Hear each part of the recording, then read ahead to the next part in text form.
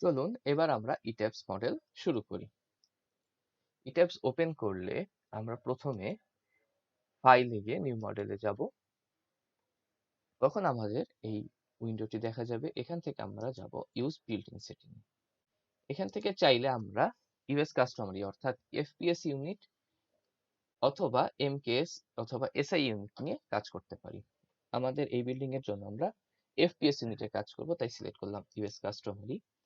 আমাদের বিএনবিসি 2020 কোডটি ইট্যাবসে ইনপুট দেওয়া নেই, তাই আমরা এর ইকুইভ্যালেন্ট এসিআই 31805 কোড নিয়ে কাজ করব। কিন্তু ইট্যাবস 2016 তে যেহেতু 31805 নেই, আমরা এখান থেকে সিলেক্ট করব এসিআই 31808, যেটি 31805 এর সাথে মোটামুটি ভাবে সিমিলার। এরপরে আমাদের আরেকটি উইন্ডো চলে আসবে। এখান থেকে আমরা গ্রিডের ডাটা এবং স্টোরির ডাটাগুলো দিব।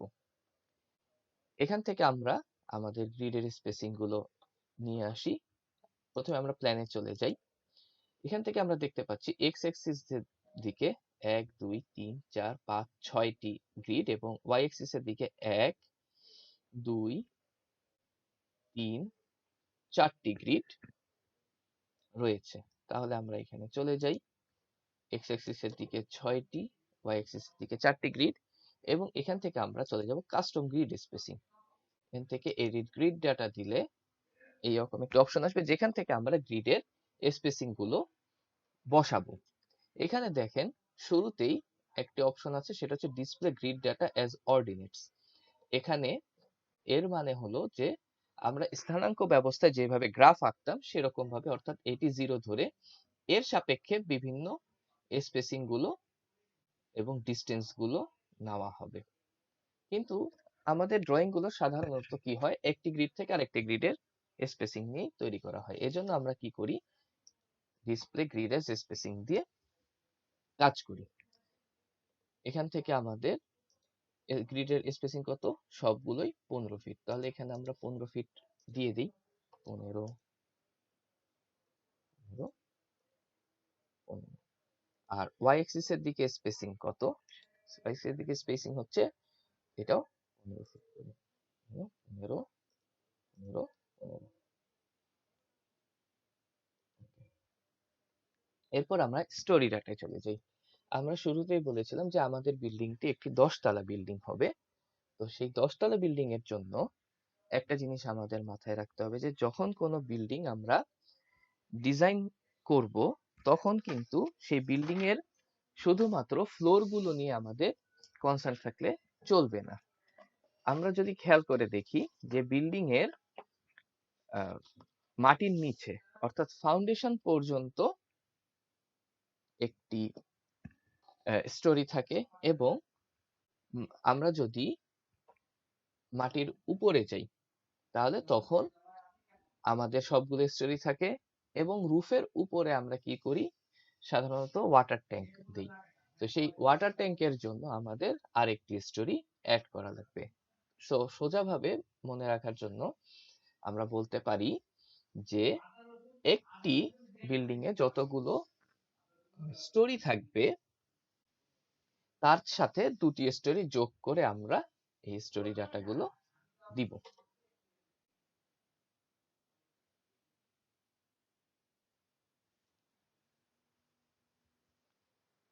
তো আমাদের 10 তলা বিল্ডিং যদি হয় তাহলে আমরা এখানে স্টোরি দিব 12।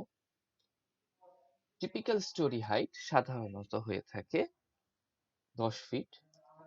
বটম স্টোরি হাইট, এক্ষেত্রে একটা জিনিস মাথায় রাখতে হবে যে বটম স্টোরি হাইট কিন্তু আমাদের প্লিন্থ লেভেল থেকে ফাউন্ডেশনের টপ পর্যন্ত যে হাইটটা সেটা আমরা নিয়ে থাকি।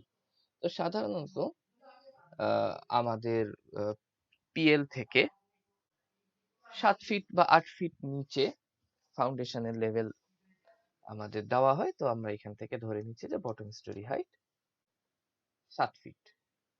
এখানে গিয়ে আমরা কাস্টম স্টোরি ডাটায় গিয়ে সবগুলো আবার সেট করব।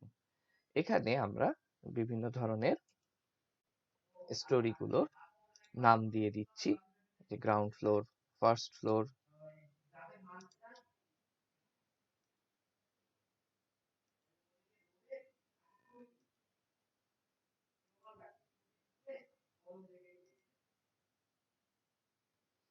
if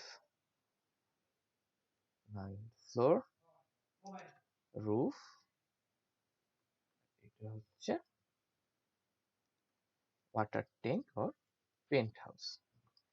এখানে এই হাইটটা আবার আমাদের একটু চেঞ্জ করতে হবে, তার কারণ হচ্ছে সাধারণত রুফ থেকে ওয়াটার ট্যাঙ্কের বটমের হাইট 7 ফিট মতো হয়। এখানে একটা অপশন আছে দেখেন, মাস্টার স্টোরি। মাস্টার স্টোরি মানে হচ্ছে যে একটা স্টোরিতে আমরা আঁকলেই তার সিমিলার যে স্টোরি গুলা থাকবে সেগুলোতে অটোমেটিক্যালি আঁকা হয়ে যাবে। তো আমরা এখানে দেখা যাচ্ছে যে ফার্স্ট ফ্লোর থেকে 9th ফ্লোর পর্যন্ত সবই সেম, তাই আমরা এখানে ফার্স্ট ফ্লোরটাকে মাস্টার স্টোরি করে দিচ্ছি আর ওয়াটার ট্যাঙ্কটাকে নান করে দিল। এগুলো সব এখন ফার্স্ট ফ্লোরে যদি আমরা আঁকি, বাকি ফ্লোর গুলোতে অটোমেটিক্যালি আঁকা হয়ে যাবে। এখন আমরা দেখি কি অবস্থা দাঁড়ায়। এই তাহলে আমাদের সবগুলো ডাটা হয়ে গেল। এদিক থেকে আমাদের গ্রিডের ডাটাও আমরা পেয়ে গেছি স্পেসিং অনুযায়ী, এদিক থেকে আমরা আমাদের স্টোরির ডাটাও পেয়ে গেছি। এখানে আমরা দিব গ্রিড অনলি, ওকে। এরপরে দেখা যাবে যে এখানে আমাদের সব গ্রিড এবং স্টোরি এখানে চলে আসবে।